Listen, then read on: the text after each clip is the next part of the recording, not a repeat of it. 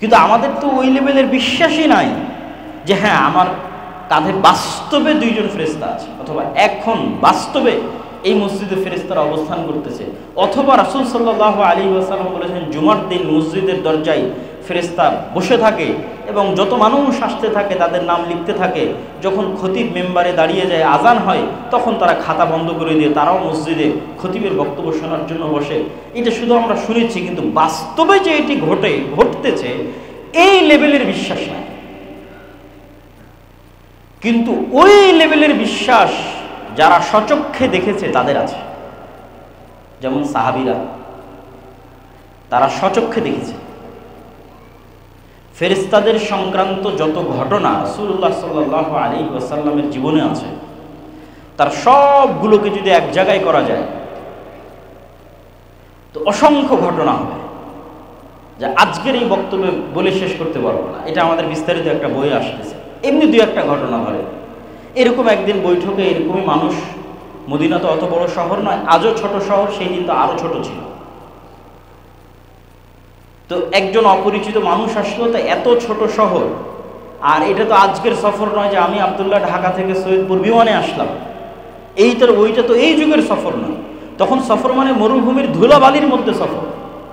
তাহলে হয় এই মানুষ এই গ্রামের হলে আমি চিনব, আর যদি এই গ্রামের না হয় তাহলে তোকে মরুভূমি সফর করে আসতে হয়েছে, তার প্রভাব ওর গায়ে থাকবে। তো সফরেরও আলামত নাই, পরিষ্কার ধবধবে সুন্দর চকচকে, সরাসরি এসে আল্লাহ রাসূল সাল্লাল্লাহু আলাইহি ওয়াসাল্লামকে জিজ্ঞেস করছে ইমান কি, ইসলাম কি, ইহসান কি। উত্তর দেওয়া শেষ, ফেরত চলে যাচ্ছে। আল্লাহ নবী বলছেন তোমরা কি জানো কে এসেছিল? বললেন আল্লাহ এবং আল্লাহ রাসূল ভালো জানে। তো বলে জিবরাইল এসেছিল তোমাদেরকে দ্বীন শেখানোর জন্য। তাহলে এখানে সাহাবীরা বাস্তবে দেখতেছে যে জিবরাইলের অস্তিত্ব, যে পৃথিবীতে জিবরাইল এক্সিস্ট করে, আছে, ফেরেশতারা আমাদের আশেপাশে আছে, তারা মানুষের রূপ ধারণ করে আসতে পারে, সচক্ষে দেখতেছে। তাহলে ওদের ঈমান কোন লেভেলে থাকবে? ওরা মানুষের সাথে কম্প্রোমাইজ করতে চাইবে, না আল্লাহর ওই সাহায্যের ভরসায় আদর্শ অটল থেকে ঝাঁপিয়ে পড়বে?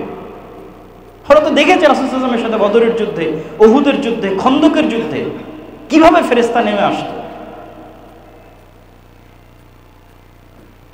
সাদ বিন মুআজের জানাজার ক্ষেত্রে রাসূল সাল্লাল্লাহু আলাইহি ওয়াসাল্লাম বলছেন যে সাদ বিন মুআজের জানাজায় ৭০,০০০ ফেরেশতা অংশগ্রহণ করেছে, এবং তার লাশ যখন ভারী হচ্ছিল ওজনে, রাসূল সাল্লাল্লাহু আলাইহি ওয়াসাল্লাম বললেন এই লাশের সাথে ফেরেশতা আছে এত বেশি পরিমাণে যে লাশের ওজন ভারী হয়ে গেছে। খন্দকের যুদ্ধ শেষ করে রাসূল সাল্লাল্লাহু আলাইহি ওয়াসাল্লাম যখন বাড়িতে আসলেন, এসে যখন তার তরবারি রেখে দিয়ে গোসল করতে যাচ্ছেন, জিবরাইল এসে বলছে আপনি তরবারি রেখে দিয়েছেন, আমরা তো রাখিনি। কেন? ওই যে ইহুদিদের ৩টা গোত্র, বানু কুরাইজা, বানু কায়নুকা, বানু নাজির, এরা বিশ্বাসঘাতকতা করেছিল খন্দকের সময়, এদেরকে শেষ করতে হবে, বিশ্বাসঘাতক রাখা যাবে না, মদিনা থেকে বের করে দিতে হবে। তো আনাস রাদিয়াল্লাহু তাআলা আনহু বলছে যে আমরা যখন ইহুদিদের এই গোত্রগুলোর দিকে এগিয়ে যাচ্ছিলাম, তখন এদের বাসস্থলের অলিগলিতে জিবরাইলের বাহিনীর উড়ন্ত ধুলা আমরা দেখছিলাম। সহিহ হাদিস, যে জিবরাইলের বাহিনীর উড়ন্ত ধুলা আমাদের আগে আমরা সচক্ষে দেখছিলাম। তাহলে তারা নিজে চোখে ফেরেশতাদের সহযোগিতা দেখেছে, যে আল্লাহ আসমান থেকে ফেরেশতা পাঠিয়েছে মুহাম্মদ সাল্লাল্লাহু আলাইহি ওয়াসাল্লামকে সহযোগিতা করার জন্য। তাহলে ওদের ঈমান কোন লেভেলের? ঈমান বিল গায়ব, যে ফেরেশতা আছে, ফেরেশতা আমাদের হিসাব লিখছে, এবং ফেরেশতারা আমাদের সাহায্যে পৃথিবীতে নেমে আসতে পারে। এরকম কত অসংখ্য হাদিস, একের পর এক বলতে থাকলে হাদিস শেষ হবে না, শুধু ফেরেশতা সংক্রান্ত হাদিস। কিন্তু আপনি মুসলমানদের কাছে যান, আলেম ওলামাদের কাছে যান, সবাই দুনিয়াবি আসবাবের উপর ভরসা করে আছে। কারো আল্লাহ সুবহানাহু ওয়া তাআলার শক্তি, ক্ষমতা এবং গায়েবের উপর বিশ্বাস নাই এবং অটল ঈমান নাই। এরকম 50টা মানুষও যদি তৈরি হয়, যাদের এরকম 50টা মানুষও যদি তৈরি হয় যাদের ব্যাটারি আছে নাকি? আছে, আচ্ছা।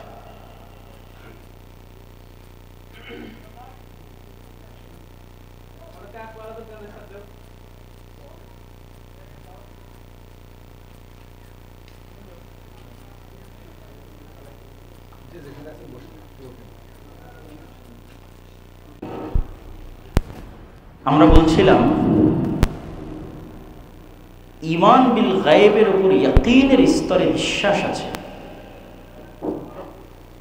এরকম 50 জন মানুষও যদি তৈরি হয়, 100 জন মানুষও যদি তৈরি হয়, যাদের সাথে আল্লাহ সুবহানাহু ওয়া তাআলার সম্পর্ক এবং যোগাযোগ অত্যন্ত মজবুত, যারা তাদের জিহ্বাকে ব্যস্ত রাখে আল্লাহ সুবহানাহু ওয়া তাআলার স্মরণে, এবং যাদের সাথে ফেরেশতার বন্ধুত্ব অত্যন্ত মজবুত, যাদের সাথে শয়তানের শত্রুতা অত্যন্ত টপ লেভেলের, এরকম 50-100 জন মানুষ বাংলাদেশের ক্ষমতা না, সারা পৃথিবীর ক্ষমতা দখল করে নিতে পারে। মানে কেউ চিন্তা করতেছে যে সে দুনিয়াবি আসবাব ব্যবহার করে বাংলাদেশের ক্ষমতা দখলে নেবে, আর আল্লাহ সুবহানাহু ওয়া তাআলা কোরআনে বলে রেখেছে সারা পৃথিবীর ক্ষমতা দখলের রাস্তা। কিন্তু লাগবে ঈমান বিল গায়বের সর্বোচ্চ স্তর, সারা পৃথিবীর ক্ষমতা দখল হয়ে যাবে, শুধু বাংলাদেশ না। আর দুনিয়াবি আসবাবের উপর ভিত্তি করে ক্ষমতা দখল করবেন, আল্লাহ সুবহানাহু ওয়া তাআলার দ্বীনের সাথে কম্প্রোমাইজ করে, ওই আসবাব দিয়ে আল্লাহ আপনাকে অপমান করবে, ওই আসবাব দিয়ে আল্লাহ আপনার পতন ঘটাবে, ওই আসবাব দিয়ে আল্লাহ সুবহানাহু ওয়া তাআলা আপনাকে ছোট করবে।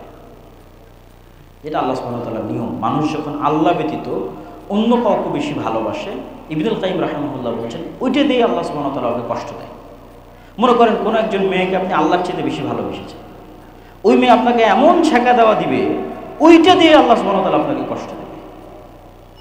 এই জন্য ভুলেও কোনো কিছুকে আল্লাহ সুবহানাহু ওয়া তাআলার চেয়ে বেশি ভালোবাসতেন। মনে করেন টাকাকে আপনি আল্লাহ সুবহানাহু ওয়া তাআলার চেয়ে বেশি ভালোবাসতেন, টাকা দিয়ে আল্লাহ সুবহানাহু ওয়া তাআলা আপনাকে ধ্বংস করে দেবে। এটা আল্লাহ সুবহানাহু ওয়া তাআলার নিয়ম। তো ফেরেশতাদের সাথে বন্ধুত্ব, আল্লাহ সুবহানাহু ওয়া তাআলার গায়বের উপর বিশ্বাস, শয়তানের সাথে শত্রুতা, এটাই আদম আলাইহিস সালাতু ওয়াস সালাম আমাদের আদি পিতা সাথে ঘটেছে, ওটাই আমাদের রাস্তা। এই জন্য আপনাকে এবং আমাকে সতর্ক করার জন্য রাসূলুল্লাহ সাল্লাল্লাহু আলাইহি ওয়াসাল্লাম বলেছেন, মা মিন মাউলুদিন, এমন কোনো আদম সন্তান নেই, জন্ম নেয়নি, যার সাথে দুইজন বন্ধু সবসময় থাকে না, একজন ফেরেশতা বন্ধু, একজন শয়তান বন্ধু। প্রত্যেক আদম সন্তানের সাথে সবসময় একজন শয়তান বন্ধু, একজন ফেরেশতা বন্ধু। এবং রাসূল সাল্লাল্লাহু আলাইহি সাল্লাম আরো বলছেন, মানুষের মাথায় যখন কল্যাণকর কোনো চিন্তা আসে ওটা ফেরেশতার কাছ থেকে, অকল্যাণকর কোনো চিন্তা আসে সেটা শয়তানের পক্ষ থেকে। তাহলে আপনি যখনই মনে করবেন যে আপনি একাই আছেন, আর কোরআন এবং হাদিস বলছে আপনি একসাথে 3 জন আছেন, আপনি নিজে, আপনার ফেরেশতা বন্ধু, আপনার শয়তান বন্ধু, যখন আপনি মনে করবেন 3 জন আছেন তখন ফাইট হবে। আর যখন মনে করবেন আপনি একাই আছেন এবং মনে করছেন ফজরে ঘুমিয়ে আছি, এটা তো আমার নিজের জন্যই ঘুমিয়ে আছি, গান শুনছি, এটা তো আসলে আমারই শুনতে ভালো লাগছে এই জন্য শুনছি, এটাই তো শয়তানের সবচেয়ে বড় ধোঁকা এটাই। আর আপনি যদি ফজরে ঘুমিয়েও থাকেন এই মনে করে যে আমাকে ঘুমিয়ে রাখাচ্ছে শয়তান, এটা ওই ঘুমিয়ে থাকার চেয়ে ভালো যেই ঘুমিয়ে থাকায় আপনি মনে করছেন আপনি ঘুমিয়ে আছেন। 2 জন ব্যক্তি ফজরে ঘুমিয়ে আছে, একজন জানে যে আমাকে ঘুমিয়ে রাখতেছে কে বলেন তো? শয়তান। এই ব্যক্তি ভালো ওই ব্যক্তির চেয়ে যে মনে করতেছে যে আমি তো নিজেই ঘুমাচ্ছি। ও আসলে খেলার নিয়ম জানে না। খেলার নিয়ম না জানলে আপনি খেলবেন কীভাবে? মানে ফুটবল খেলতে গেলে তো আপনাকে খেলার নিয়ম জানতে হবে, কোন দিক দিয়ে মারলে গোল হবে, ফাউল যেন না হয়, ঠিক আছে, প্ল্যান ঠিক কী, কীভাবে আউট হয়, নিয়ম না জানলে তো আপনি খেলতে পারবেন না। ক্রিকেট খেলতে গেলে কোন দাগ পার হলে 4 হবে, কিভাবে পার হলে ছক্কা হবে, বা গ্রামের যত ধরনের খেলা আছে কিতকিত করে যেটাই হোক, প্রত্যেকটা নিয়ম আছে। ওই নিয়মটা জানলে আপনি খেলতে পারবেন। আপনি তো নিয়মই জানেন না যে এই যে পৃথিবীতে যে আপনি প্রেরিত হয়েছেন, এখানে আপনার সাথে কি গেমটা চলতেছে এটাই তো আপনি জানেন না। আর যদি ন্যূনতম এই জ্ঞানটুকু আপনার কাছে থাকে যে না আমি একা না, একসাথে 3 জন, আমার সাথে একজন শয়তান আছে, একজন ফেরেশতা আছে, তাহলে অন্তত আপনি খেলার নিয়মটা শিখেছেন। ভালো খেলতে পারবেন কি পারবেন না সেটা পরে নির্ভর করছে, নিয়ম তো অন্তত জানেন যে আমার অন্তরে প্রত্যেক যে খারাপ কাজের কথা উদিত হচ্ছে এটা আমার শত্রু শয়তান দিচ্ছে। এখন আমি শয়তানের কথা শুনবো না সেটা আমার ডিসিশন, কিন্তু এটা আমার ডিসিশন নয়, এটা শয়তান আমাকে করতে বলতেছে। আর প্রত্যেক যে কল্যাণকর কাজের কথা আমার মনে উদিত হচ্ছে এটা আমার বন্ধু ফেরেশতা ইলহাম হিসেবে আমাকে দিচ্ছে। আমি নিব কি নিব না, গ্রহণ করব কি করব না, সেটা আমার সিদ্ধান্ত। এবং এগুলো বানিয়ে বলতেছি না, রাসূল সাল্লাল্লাহু আলাইহি ওয়াসাল্লামের হাদিসে স্পষ্ট আছে। আমি হয়তো একটু সাজিয়ে গুছিয়ে বলতেছি যে মানুষ যখন সকালে ঘুমিয়ে থাকে তখন শয়তান এসে বলে নাম নাম, ঘুমাও, 3টে গিট দেয় রাসূল সাল্লাল্লাহু আলাইহি ওয়াসাল্লাম বলছে। তাহলে এটা আপনার ইচ্ছা নয়, এটা শয়তান আপনাকে বলতেছে।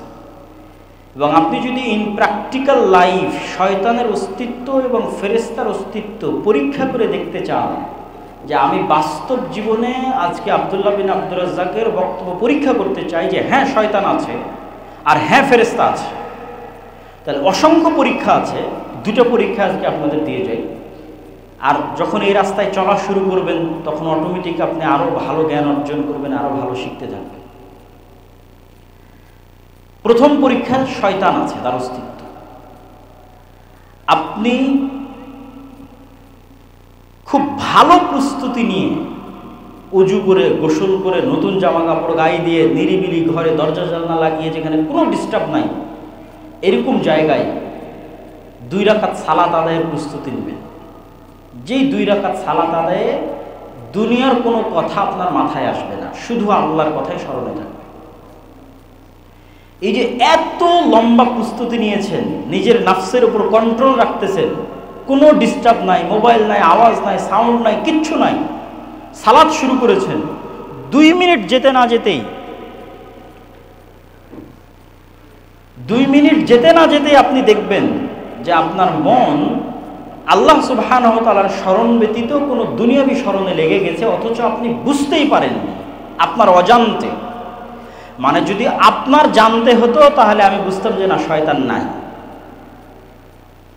কিন্তু আপনার মন আপনার অজান্তে, আপনি তো সজাগ আছেন, সচেতন আছেন, যেন আমি পুরো সালাত আল্লাহকে স্মরণে রাখতে পারি, দুনিয়ার কোনো কথা যেন না আসে। সজাগ, সচেতন, কনসাস, কনসেন্ট্রেশন থাকার পরেও মন অন্যদিকে চলে গেছে। তাহলে মনকে কে নিয়ে গেল অন্যদিকে? বলেন, কে নিয়ে গেল? শয়তান। আর কি প্রমাণ নেবেন শয়তানের অস্তিত্বের? কাল্ব, মানুষের কাল্ব হচ্ছে পৃথিবীর এত উন্নত লেভেলের প্রযুক্তি যে এটা কালেব, সদা সর্বদা পরিবর্তনশীল। মানুষের চিন্তা, চেতনা, আত্মপরিচয় সব কাল্ব থেকে নির্ধারিত হয়। পৃথিবী যত উন্নতই হোক, ডাটা ট্রান্সফার করতে পারে, মরে যাওয়া মানুষের ব্রেনের সব হাদিস বের করে নিয়ে চলে আসতে পারে, ইমাম বুখারীর ব্রেন কপি হয়ে যেতে পারে। কিন্তু ইমাম বুখারীর যে আত্মপরিচয়, আইনস্টাইন, নিউটনের ব্রেন কপি হয়ে যেতে পারে, কিন্তু ওদের আত্মপরিচয় ফেরত আসবে না। এই আত্মপরিচয়টা কালবের উপর নির্ভর করে, যেখানে রূহ আল্লাহ সুবহানাহু ওয়া তাআলা দিয়েছে, যেটা দেখা যায় না, যেটা ধরার মতো কোনো প্রযুক্তি পৃথিবীতে নাই। এটা অনেক উপর লেভেলের প্রযুক্তি, যেখানে সরাসরি শয়তান কানেক্ট হতে পারে, যেখানে সরাসরি ফেরেশতা কানেক্ট হতে পারে। মানে পৃথিবীর সৃষ্টিজীবের বাইরেও আলাদা জগতের সৃষ্টিজীব যেই হৃদয়ের সাথে কানেক্ট হতে পারে। এটা ওই লেভেলের মেশিন, ওই লেভেলের যন্ত্র, ওই লেভেলের টেকনোলজি, প্রযুক্তি, যেখানে পৃথিবীর জগতের বাইরের প্রাণীরাও যুক্ত হয়, ফেরেশতা যুক্ত হয়, শয়তান যুক্ত হয়, যার প্রমাণ পৃথিবীতে আছে। এবং ফেরেশতার এবার অস্তিত্বের প্রমাণ নেন। কোনোদিন যদি পরীক্ষা থাকে, তাহলে পরীক্ষা ধরার জন্য ঘুম থেকে উঠতে হবে রাইট টাইমে, এটার জন্য যেরকম শক্ত নিয়ত থাকে। কখনো যদি ট্রেন থাকে, বিমান থাকে, তাহলে ট্রেন বিমান ধরতে হবে, এটার জন্য ঘুম থেকে সঠিক সময় জাগতে হবে, এটার জন্য যেমন শক্ত নিয়ত থাকে, এই রকম শক্ত নিয়ত একদিন করবেন ফজরের সালাতের জন্য। ওই লেভেলের নিয়ত আপনার কালবে তৈরি হবে ফজরের সালাতের জন্য। এবার আপনাকে আমি দেখাবো যে এই পৃথিবীতে ফেরেশতা আছে। আপনার কোনো অ্যালার্ম লাগবে না, কোনো বাপ মাকে বলা লাগবে না যে আমাকে ঘুম থেকে তুলে দিও, ঠিক আছে? কোনো মোবাইলে অ্যালার্ম দেওয়া লাগবে না, কেউ এসে ডেকে দিবে, গেটে বাড়ি দিবে, কিচ্ছু লাগবে না। কেননা পৃথিবীতে তো ফেরেশতারা আছে আপনাকে সহযোগিতা করার জন্য, হাজার কাজ করে দেওয়ার জন্য ফেরেশতা আছে পৃথিবীতে। তো আপনাকে রাইট টাইমে ফজরে উঠিয়ে দেওয়ার দায়িত্ব ফেরেশতা পালন করবে। আপনি পরীক্ষা করে দেখেন যে আপনাকে উঠিয়ে দেয় কিনা ফজরে। যে কোনো প্রকার সিচুয়েশন তৈরি করে, কোনো প্রকার মোবাইলের অ্যালার্ম ছাড়া, মানুষের ডাকা ছাড়া, কিচ্ছু ছাড়া আপনাকে ফজরে উঠিয়ে দেবে। সেই সিচুয়েশন ফেরেশতাই তৈরি করবে, আল্লাহ সুবহানাহু ওয়া তাআলার আদেশে তৈরি করবে। কিন্তু আমাদের অবস্থা কি, আমরা হচ্ছে এমনভাবে শয়তানের সাথে কানেক্টেড, কেন আমাদের পরকালের উপর বিশ্বাস নেই। আমরা তো চিন্তা করছি মারা যাব, কিয়ামত হবে, এটা তো কখনো চিন্তা করিনি। মারা গেছি, কিয়ামত হয়ে গেছে, এখন জান্নাত বা জাহান্নামে আছি, তাহলে কি করা উচিত? ওই লেভেলের তো ইয়াকিন নাই, ফেরেশতাদের উপর ইয়াকিন নাই। তখন আমাদের পুরো লাইফটা হয়ে গেছে শয়তান কেন্দ্রিক। আমাদের বাড়িতে আশেপাশে সকল ক্ষেত্রে শয়তানের অ্যাক্সেস। যেমন আমরা মোবাইলের ওয়াইফাইয়ের অ্যাক্সেস দিই, ঠিক আছে, তারপরে বিদ্যুৎ চোরাই লাইন সরবরাহ করি, অ্যাক্সেস দেই আর একজনকে। ওয়াইফাইটা বেশি কানেক্টিং এই জন্য যে ওটা তার ছাড়াই অ্যাক্সেস পাওয়া যায়, চোখে দেখা যায় না এরকম অ্যাক্সেস। তো এই অ্যাক্সেসও চোখে দেখা যায় না। আমাদের বাড়ির আশেপাশে সব জায়গায়, আমাদের জীবনের সর্বত্র আমরা শয়তানকে অ্যাক্সেস দিয়ে রেখেছি। শয়তান যা যা ভালোবাসে আমরা তাই করি। শয়তান অপবিত্রতা ভালোবাসে, আমরা অপবিত্রই থাকি। কেউ পেশাবের যত্ন নেয় না, পেশাব ছিটে না আসুক সেই দিকে খেয়াল করে না। অজু অবস্থায় থাকতে হবে সেই মর্মে কোনো সচেতনতা নেই। সালাতবিহীন জীবন, এটা তো শয়তানের জন্য সবচেয়ে সুবর্ণ সুযোগ। কুকুর শ্রীগালের মতো জীবন, সালাতবিহীন জীবন। তাহলে তো 24 ঘন্টা আমার আশেপাশে শয়তান আছে। বাড়িতে ঢোকার সময় সালাম নাই, খাওয়ার সময় বিসমিল্লাহ নাই, জিকির নাই, তাহলে কন্টিনিউয়াস আমি শয়তানের সাথে জীবনযাপন করতেছি, শয়তানের গোলাম হিসেবে, শয়তানের দাস হিসেবে। আর যদি আমি আল্লাহ সুবহানাহু ওয়া তাআলার সাথে কানেক্ট হতে চাই, সঠিক রাস্তায় থাক, তাহলে তো আপনি যখন শয়তানের সাথে আছেন তখন আপনি সঠিক রাস্তায় ফিরবেন কিভাবে? সহযোগিতাকারী বন্ধুই তো নাই। বন্ধু থাকলে না সে আশেপাশে ব্রেনের মধ্যে মাঝে মধ্যে ভালো কথা দিবে, তাহলে কিছু ভালো কাজ করার উৎসাহ তৈরি হবে। তো সব শত্রুকে বন্ধু করে রেখেছি, ভালো কাজের ইচ্ছা তৈরি হবে কোথায় থেকে? তৈরি হবে না ইচ্ছা, অন্তর মারা গেছে, মৃত অন্তর। আর যখন আশেপাশে ফেরেশতাকে অ্যাক্সেস দিবেন, পবিত্র ফেরেশতারা পবিত্র, এরা পবিত্রতা ভালোবাসে। রাসূল সাল্লাল্লাহু আলাইহি ওয়াসাল্লামের মুখের স্বাভাবিক গন্ধ ফেরেশতা সহ্য করতে পারত না, আপনার বিড়ির গন্ধ কিভাবে সহ্য করবে বলেন? রাসূল সাল্লাল্লাহু আলাইহি সাল্লামের মুখের পবিত্র গন্ধও ফেরেশতাদের কষ্ট হতো। এই কারণে বারবার রাসূল সাল্লাল্লাহু আলাইহি সাল্লামকে বলতো আপনি মিসওয়াক করেন, মিসওয়াক করেন, মিসওয়াক করেন। আল্লাহ নবী বলছে তোমরা কেউ পেঁয়াজ রসুন খেয়ে মসজিদে আসবে না, ফেরেশতাদের কষ্ট হয়। আপনি যদি সারাদিন বিড়ি সিগারেটের মধ্যে তাহলে আপনার আশেপাশে ফেরেশতা আসবে? তাহলে আপনার আশেপাশে সবসময় কে আছে? শয়তান আছে। তাহলে আশেপাশে শয়তান আছে এবং আপনিও শয়তানের বন্ধু হিসেবে আপনিও আস্ত একটা শয়তান পৃথিবীতে বসবাস করতেছেন, কিছুই করার নেই।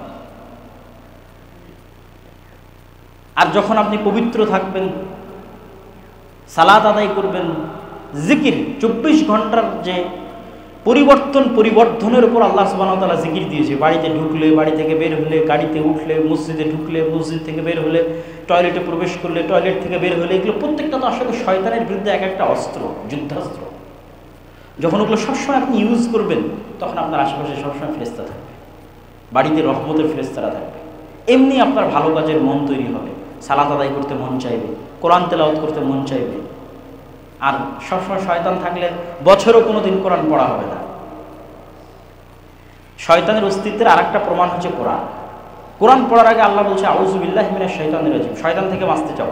কেন? এই কোরআন শয়তান তোমাকে পড়তেই দিবে না।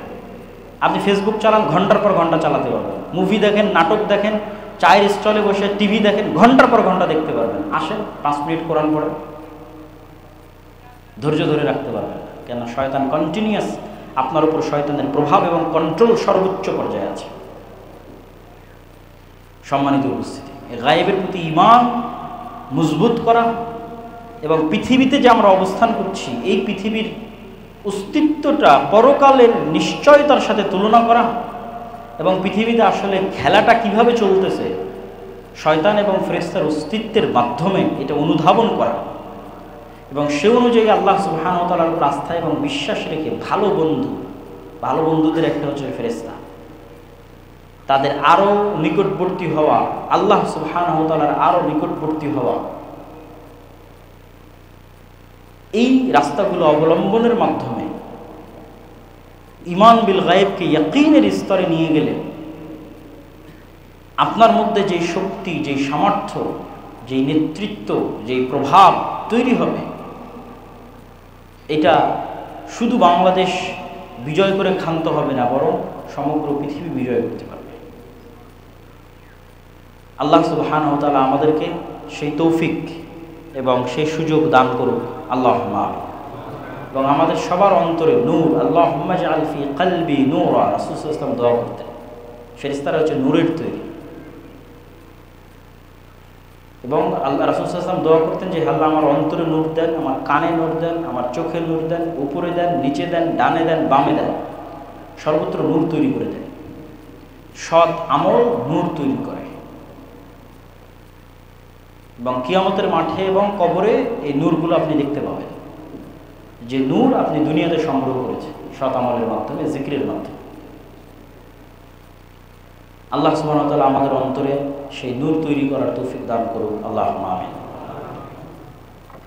আজকে অত্র মসজিদে আমার সংক্ষিপ্ত জুমার খুতবার বিষয়বস্তু আল ঈমান বিল গায়ব,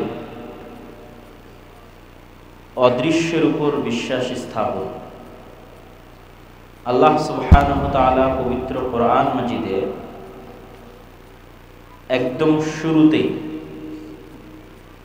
যখন পবিত্র কোরআন যালিকাল কিতাবু লা রাইবা ফীহি হুদাল লিল মুত্তাকিন, এটি সেই কিতাব যা মুত্তাকিদের জন্য অবতীর্ণ হয়েছে, বলতে গিয়ে মুত্তাকিদের পরিচয়ে 1 নম্বরে উল্লেখ করেছেন ইউমিনুনা বিল গায়ব, যারা অদৃশ্যের উপর বিশ্বাস স্থাপন করে।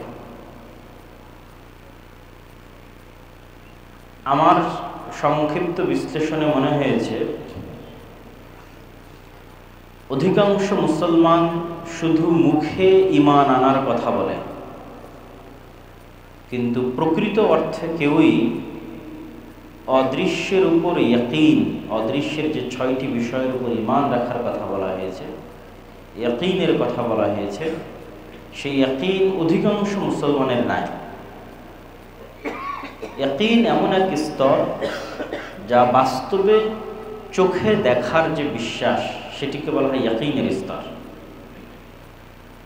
যেমন আপনি জানেন যে আগুন জ্বালিয়ে দেয়, এটিও ইয়াকিনের স্তর নয়। যখন আপনার নিজের হাত আগুনে পুড়ে যাবে এবং আপনি বুঝবেন যে আগুনে পুড়লে কেমন লাগে, তখন যে এই বিষয়ের উপর আপনার বিশ্বাসটা অর্জন হবে যে আসলে আগুন পুড়িয়ে দেয়, এই কথাটার উপর তখনকার বিশ্বাসটা হচ্ছে ইয়াকিন।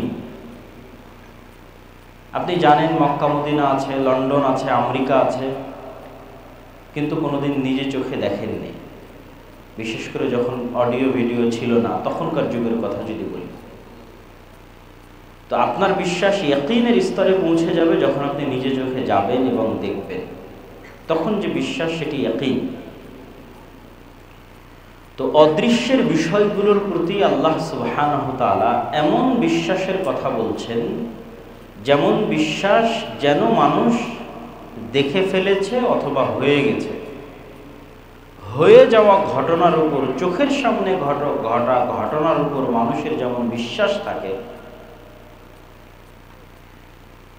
এই জন্য আল্লাহ সুবহানাহু ওয়া তাআলা পবিত্র কোরআন মাজিদে কিয়ামতের কথা বলতে গিয়ে সবসময় অতীতবাচক, পাস্ট টেন্স, যে কিয়ামত সংঘটিত হয়ে গেছে,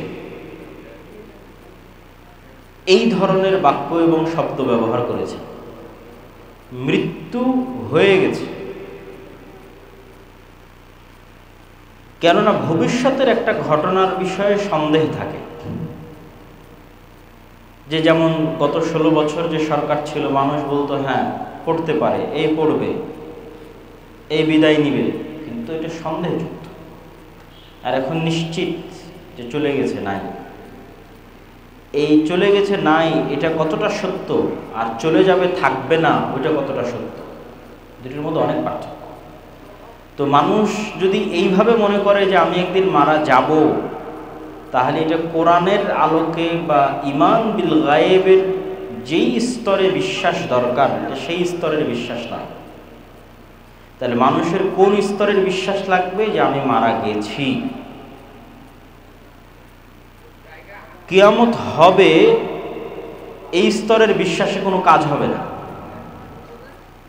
কিয়ামত সংঘটিত হয়ে গেছে,